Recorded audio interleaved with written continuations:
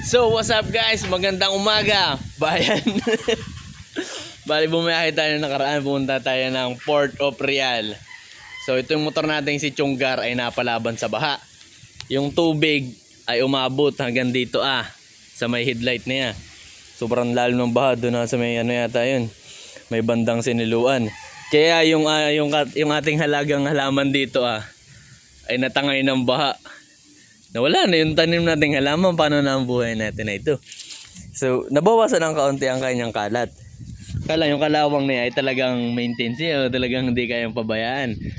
Bali ang gagawin natin ngayon, i-check natin yung kanyang airbox kung pinasok ba ng tubig. Let's go sa go.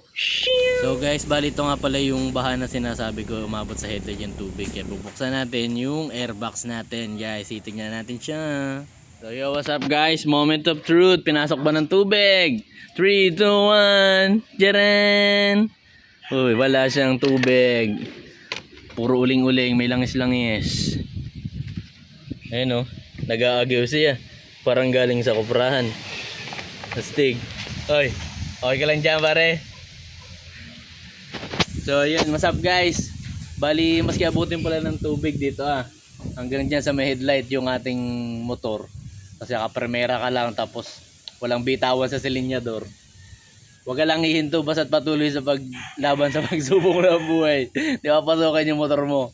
Hanggang sa muli. Paalam.